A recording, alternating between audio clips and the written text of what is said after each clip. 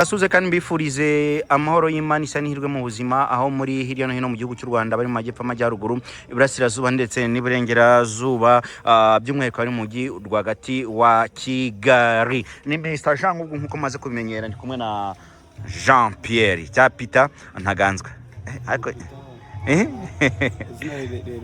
ari sawa njya nongeramo akantu ngo Jean Pierre ni Peter Ntaganzwa n'amahoro Shimana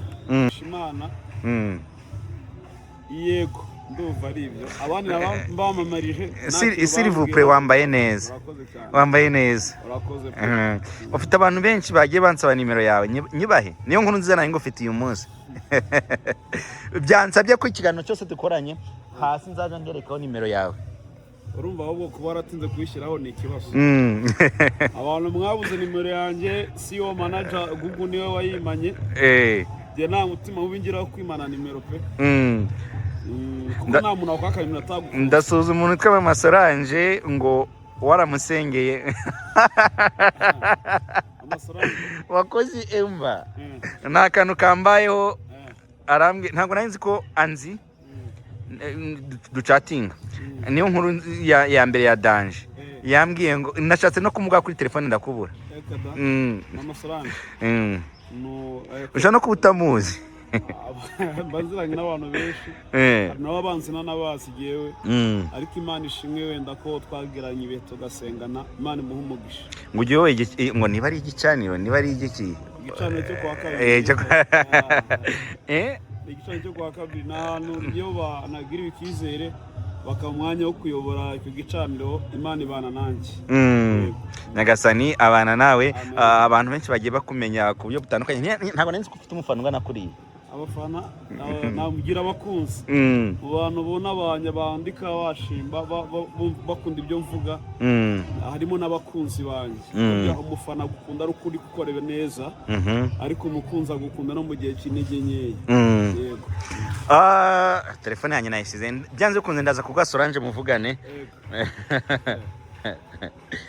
ari mu bantu ngo bagukunda cyane Imana imuha umugisha mwinshi kandi burya ni icyo dukennye mu isi ni urukundo rero iyo hari urugufitiye aba ari amahirwe nanone Imana iguhaye yego rero ni byiza bwa Solange Imana imuha umugisha kandi umutima mwiza afite wo gukunda abantu Imana umwagurire mu izina rya Yesu amina uyu munsi kugira ngo dutaruke tuje ku nkuru y'uyu munsi ndagira ngo tuze kumanza twifuriza abantu icyumweru kiza tubifuze n'umunsi mwiza w'intwari kandi ifuriza abantu bose icyumweru kiza turi kuwa mbere ikindi cya oya mvuze nawe turi ku cyumweru tariki ya mbere z'ukwa kabiri reka nifuriza umuntu wese dukurikiranye kuzagira ishya n'ihirwe mu kwezi kwa kabiri kuzakubere kwiza uno kwezi ni tariki ya mbere Imana izagure ubuzima bwawe izagutunguza ishimwe rikomeye kandi ubuzima bwawe wowe wari urwaye uzakire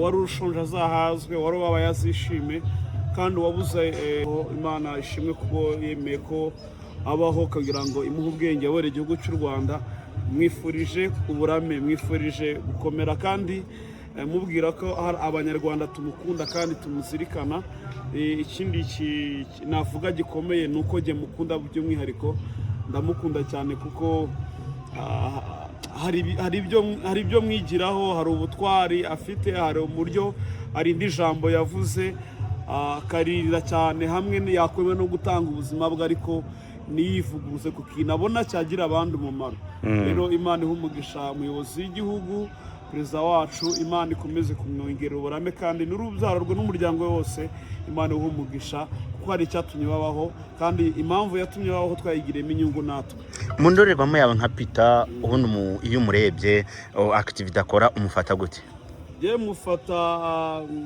nk'intumwa y'Imana mufata nk'umuntu Imana yaremye cyangwa se ikazana kugira ngo agire ibyo ashyira ku murongo byawe byarananiye abandi hari uburyo Imana ikurema ifite misiyo cyangwa yararemye misiyo uburyo uzakora uburyo uzakorera Imana cyangwa se uzakora uburyo bw'ubuyobozi ntabwo ari umuyobozi wakwitiranya n'abandi bose ntabwo ari umuyobozi ufite akajagari mu mutwe afite uburyo atwara ibintu kino gihugu dukurikiye amateka yacyo twebwe turacyari bato ariko niyo tuyabwiwe dusanga cyaravuye ikuzimu, cyaravuye mu mwobo. Rero ni umuntu ukora ugerageza gukora ibintu pana nagavuga gusa, ahubwo ni umuntu ukora ibintu bikavuga aho kugira ngo wavuge. Ibikorwa bye biravuga kurenza amagambo abatubwira. Yego. Biravuga kandi turabibona aho biri hirya no hino mu gihugu cy'u Rwanda ndetse no hanze y'igihugu. Numwe mu bayobozi bafite icyubahiro. Amahoro izafashe mana yanjye. Kuri mba mbisengera igihe kintu kandi ndabyizera, ari igihe nzisanga wenda nanjye namusuhuje. Ibyo ryamukabitekereza mukoze mu biganza. Bwanjye bwahita nyine mba numva ari ikintu kidasanzwe naba nakiriye. Imana ishimwe. Hahirwa rero, hahirwa byibura umuntu uwo muri hafi, hahirwa abana biriko natwe turi abana be. Ibi birashoboka. Ibi birashoboka cyane ko uri influencer, uri mu nzira. Njye namukoze mu biganza 2019 mu Kinigi. Kumuso kwita izina. Ngira ngo na 2019 nigeze nabirota. Ye na 20 ndabirota, none ngajya mbyukana. Hari n'abantu tujya tubana mu murimo w'Imana ngo tigemura ndota nasuje bose y'igihugu. Rero Imana y'amahoro izafashe byibura. Hari n'igihe twagiranye urugendo mu nzozi pe. Nkajya mbona twagiranye urugendo. Ariko mu buryo bundi nanone hari icyo bisobanuye. Ariko Imana imuhuburame nta kidashoboka mu gihe umuntu agihumeka. Hari igihe iki kiganiro yakireba agahita gutumiza. Ariko nkagenda burya boge binabaye na byashaka ni ukuri kw'Imana. Naba numvise nyine sinzi. Ari bigeze kumya ati nubwo nahita mpfa kwa nasuje. Nabivuga sinigeze ngira amahirwe yo kugira umupapa unyereka urugwiro. Ariko suje perezida ni ukuri kw'Imana. Ni ibintu byari bidasanzwe.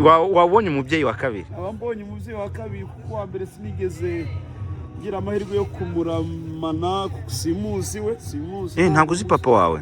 Papa simuzi kabisa, ntabwo muzi, gusa numva bambwira ngo yari igikara. Bajya babimbwira bakama iyo nkuru kuko we yapfuye nyine naramureba abatarambona kandi. Okay.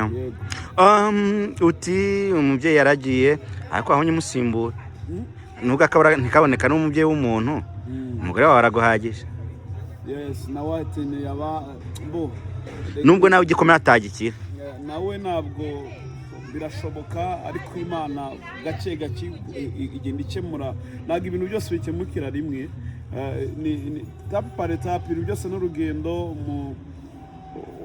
Rero na mpamvu yo kongera kwiheba cyane ko dufite Imana igira isimburangingo. Mboneyeho no kumusuhuza aho aherereye hariya muri igihugu cya Amerika, nabo bari kumwe ndetse n'inshuti ze n'abavandimwe. Ubutumwa bwanjye bumugereho, umunsi mwiza w'intwari kuri madamu Peter. Amperuka mu bukwe duhe sinzi ko yamenye. Ndamusuhuje cyane ku munota wa 10, ndamusuhuje aho ari hose, nabo bari kumwe. Imana ibahereze umugisha kandi ikomeze kubarinda. Peter, katugaruke gutya, uyu munsi wa none n'ugushyingura Eric. Anyakwigendera n'igendere nyine byararangiye. Imana imutuza heza kandi tuzangira tubone mu gitondo cy'umuzuko. Babiza amarira araba ari menshi, agahinda karaba ari kenshi. Abantu barababaye cyane. Ariko namara n'agahinda deja imiryango yombi yateranye, ari umuryango wa Eric n'umuryango wa Mugisha. Yes. Urumva namarira menshi cyane mu buryo bukomeye. Urumva mu gihe ari mu gihe cyo gushingura umuntu bari kumumanura bamushyira mu mva, niho uhita umenya ko ari ubwa nyuma nyine irarangiye. Nibwo abantu barira cyane, nibwo umuntu yongera kwibuka ko yabyaye. Umuntu yongera kuvuga ngo ubona ari n'ababyaye birarangiye, songera kumurebesha iki amaso. Kandi abantu badukurikiranye burya nawe umenyera ubutaka. Kandi burya nta gitambo kibaho cy'agahinda. Ibi bivuze iki kuba imiryango ibiri iteraniye ahantu hamwe kandi umwe yariciye undi? Ni ikintu gikomeye cyane. Harasabwa imbaraga z'Imana ndetse n'umutima kimuntu no kwiyunga mu buryo bwo gukomera, kuko nekereza ko kurebana umwana wanjye yaragiye iwawe ahari, nyine bisaba imbaraga z'umutima, bisaba kwihangana cyane, bisaba umutima wihanganye kuko ntabwo biba byoroshye kameme, baka ari ibintu biba bikomeye cyane. Urumva umuntu amwegiye mu gitaka kandi uzi neza ko wabikoze ariwe mwicaranye, ni ubutwari bukomeye, ntabwo ari ibintu wapfa byashobora buri wese. Nyine abantu benshi bagiye babyaniriza mu buryo bugiye butandukanye, harimo kuba umwe yarishe mugenzi we kandi ababyeyi ari imiryango iziranye yabanye no mu nkambi imwe. Uyu munsi none imiryango ikaba igiye guhora kugira ngo ihure mu byishimo, bakaba bagiye guhurira mu bibazo nk'ibi ngibi. Sinzi wenda ku rwange ruhande nekereza ko ari ikintu gikomeye umuntu atapfa gutayakira. Ni ikintu gikomeye cyane uko byagenda kose, nta muntu wagusimburira uwawe. Iyo wapfushije nta n'ikintu umuntu yaguha ngo gisimbure umuntu. Umuntu asana ibintu ariko ntabwo ibintu bitanga abantu bibyara umuntu. Rero ni ikintu gikomeye cyane. Urumva bagabaye bahuriye mu bintu byiza, ariko usanze bahuriye mu rupfu, bahuriye mu gahinda kuko bagiye gushingura. Kandi noneho watumye umuntu apfa yicaye ariho imiryango yombi irahuye. Ni igikorwa rero umuntu atapfa gusobanura uko yishakiye, ariko mu buryo bumwe nabivugamo ni igikorwa nanone cy'ubutwari cyo kwihangana uburyo bukomeye cyane. Kandi saba umuryango w'uwakoze iri kosa ugerageze wegere, niwe ufite ikibazo gikomeye, kuko niwe ufite ikibazo gikomeye cyane. Ugerageze wegere aba bantu babuze umwana, babegere cyane, babahumurize, kuko burya iyo umuntu yagukomerekeje gugu ntago ari igihe kigera, ntago igihe kiba kigeze ngo aguhunge, ahubwo n'igihe kiba kigeze ngo akwegere. Akenshi abantu bajya badukora amakosa kugira ngo batwegere bakiruka bakaduhunga, kandi bwakabaye uburyo ubumwe yagakoresha akakwegera kugira ngo ukire agahinda ugize gute ufite ugende woroha mu mutima. Kuko iyo umuntu agukomerekeje akaguhunga bakubwiye ngo bana n'uburibwe bwawe, bana no kubabara kwawe, gesi ntabwo mbyitayeho. Rero reka shimire umuryango w'uyu mwana w'umusore wagonze Eric. Gerageze wegere, tureka ngushimire icyo gikorwa wakoze cyo kujya kubafasha gutabara. Gerageze wegereye umuryango, babane mu gahinda kuko ibintu bibaho, ariko ari igihe imiryango ibanaho akabaho imbabazi, akabaho kubabarirana, kuko nabyo igihugu kidusaba. Ariko ni ibintu byumvikana, ntabwo ababyeyi b'uyu mwana bamutumye kwica Eric. Yes, ntabwo ababyeyi bamutumye kwica Eric, nta nubwo bari bamusabye ngo agendanywe. Ariko nanone ntabwo twakwihakana inshingano, kuko abana bacu bakoze amakosa ntibaba ari abacu. Umunyarwanda yaravuze ngo ibyo ikibazo igira gute irakirigata. Aracyari umwana nubwo yakoze ikosa, aracyari umwana nubwo ari muri gereza. Rero ikintu gikwiriye ahubwo abasigaye nibo basigaranye umukoro wo gukosora amakosa abana bagize gute bakoze. Peter, iyo ugeze kuri Centre Pastoral Notre Dame de Fatima, ni iki wumva? Cyambere numva akayaga keza, ni ahantu hahora ibirori, nta gahinda uhasanga, usanga abantu bishimye bameze neza cyane. Rero aha ni ahantu heza, reka mbwire n'abantu bose bifuza gukora ibirori. Ni ahantu hagutse, ni ahantu umuntu yaza agatemberera akaharuhukira. Hari ubusitani bwiza cyane igihe nkunda, hari abantu batanga serivisi neza, uburyo wakirwa gusa. Noneho ikindi kidasanzwe, burya ibintu wakora byose nta sekirite biba ari bibi. Hari sekirite iteye ubwoba, hari umutekano mwiza cyane. Ikintu cyawe urakirambika ukaza ukagitora uko wishakiye, ukagisiga ukagaruka ugitora. Uribagirwa telefone ukagaruka ukagira gute ukayifata. Yes, turi kuri Centre Pastoral Notre Dame de Fatima, ni hamwe mu hantu habera ubukwe. Bafite hotel nziza, bafite jardin nziza, bafite uburyo bwiza, ahantu ho kuruhukira heza, ari naho dukorera ibiganiro byacu bya buri munsi, ijoro n'amanywa, umunsi ku munsi. Peter, uyu munsi wa none yagiye uhari arahari, ubutumwa bwa nyuma ku muryango wa Ngabo Eric na Mugisha. Reka nifurize kwihangana umuryango wa Eric, bihangane cyane kandi bamenye neza ko bazongera kubona umwana wabo mu gitondo cy'umuzuko, nk'uko abizera tubyizera. nk'uko Yesu yabivuze ko tuzongera kubona abacu mu gitondo cy'umuzuko. Ikindi mbabwire ko amagare aratandukanye, umuntu apfa mu buryo bumwe cyangwa se ubundi, ariko twese abohereza bari ugutaha, twe guheranwa n'agahinda, be kumva ko baheranwa n'umubabaro, bagerageze kwihangana. Ntabwo byoroshye, ndabyumva, bihangane, Imana izongera kuduhuza, twongere tubone abacu. Hanyuma ikindi mbwira abana b'abasore, bagerageze babane n'abana, ariko kandi habeho no kwirinda no kwitonda, kuko hari igihe uburirwa rimwe ariko bwa kabiri ugasanga bibaye ibindi. Reka mbwire rero umuryango w'umwana wakoze amakosa, nta kindi nabasaba, ntibegere umuryango. Solange aranyitabye. Sora, uraho neza? Ongera ijwi cyane, ngiye kuguha umuntu witwa Peter. Peter uramuzi? Peter umwe wabonye mu kiganiro. Nyakira agusuhuze. Komera cyane Solange.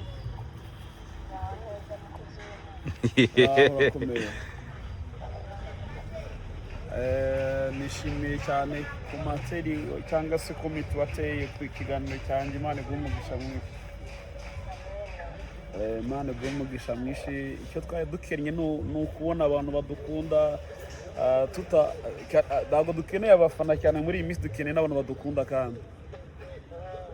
Imana iguhe umugisha mwinshi kabisa, kandi nishimiye ko mawe n'umugisha nanjye.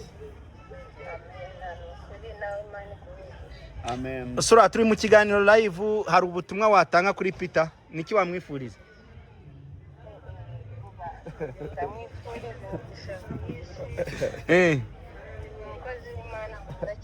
Amen. Uratungwe kuba uvuganye nawe? Ndishimye cyane. Wumvaga ndi kukubeshya? Umvaga uri kumprankinga. Okay, umunsi mwiza.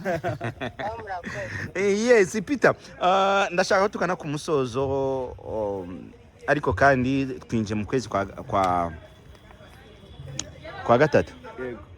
Oya, turi mu tariki ya mbere z'ukwa kabiri, twinje mu kwa kabiri. Ni ukwezi tugiye kumurikamo na televiziyo yawe by'umwihariko yitwa Ndinde.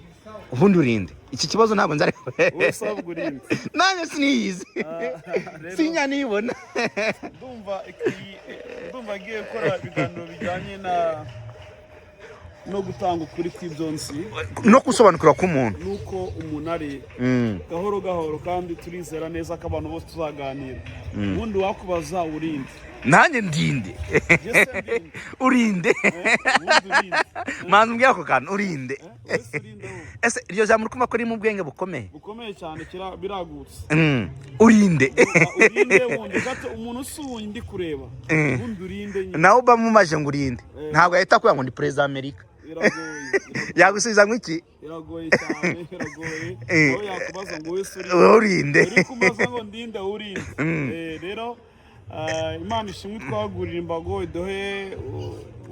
muduhe ibitekerezo, muduhe inama zanyu zirakenewe kugira ngo iyi televiziyo ikomere. Ibintu biba bigoye muri kino gihe, ntabwo byoroshye, ariko abantu iyo bahari ibintu birakomera. Uzabasha kumenya uwo ari we, ngewe ndabetinze 50 nzabimuha. 50. Akambwira ngo ndinde. Afite kugira ngo ni umuntu. Kandi umuntu nawe ntabwo biba bisobanutse. Umuntu avamo undi muntu n'undi gutyo. Umuntu ni munini cyane, mugari. Umuntu n'uruhererekane rw'igisobanuro cy'umuntu. Amagera avuze umuntu ntabwo ari inyama n'amaraso, ni kimwihishemo. Rero ikikwihishemo nicyo kigusobanura uwo uriwe. Ikintu kikurimo ubundi nicyo gisobanura uwo uriwe. Ntabwo ubundi umuntu yapfa kwivuga direct. Urinde nyine, ndinde inyuma, umuntu arakuzi. Inyuma yawe ninde? Ariko ubundi urinde. Rero biba bigoye, ariko impamvu iyi televiziyo ije muri kuno kwezi kwa kabiri ni ukugira ngo tugende tuganira, tumenye ubundi urinde. Tuzarangiye tumenye umuntu ninde. Tuzamumenya. Yakabaye filimi yerekane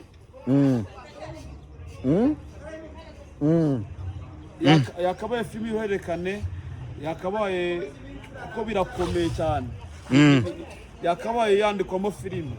Ijambo rirakomeye, reka abantu badahita bagira ndinde, ni ikintu cyagutse, ni ikintu kigari. Dushimira abantu kandi tubifurize icyumweru cyiza, tubifurize kugubwa neza. Ni ikiganiro cya live, mbibutse yuko turi kuri Centre Pastoral Notre Dame de Fatima, hamwe mu hantu habera ubukwe.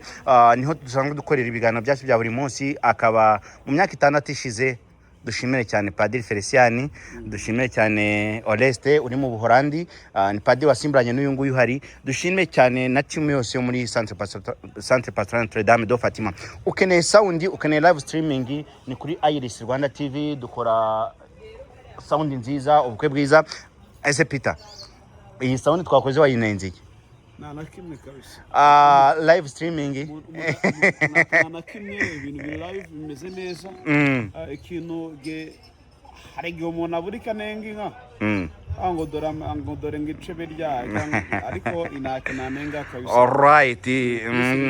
Imana ahubwo abantu bakeneye nyine izo serivisi bagerageze bahamagare, kuko burya ubukwe cyangwa se ibirori ni kuri kiba kitazagaruka. N'amafoto meza ni muri Iris. Joshua arahabaye, wamubonye? Kapiteni mukuru. Amasarite yamuhereze kandi atinze mu kazi, azi ibyo akora kandi abikora atuje, adafite akajagari. Abakeneye Peter mwamubona kuri 078 undi 8 6 4 1 772. Ariko hari igihe umuntu atangira ikiganiro nagisoze, reka tuyisubire mu 0788 ego 6 4 1 772. Amahoro y'Imana bane nawe. Asante.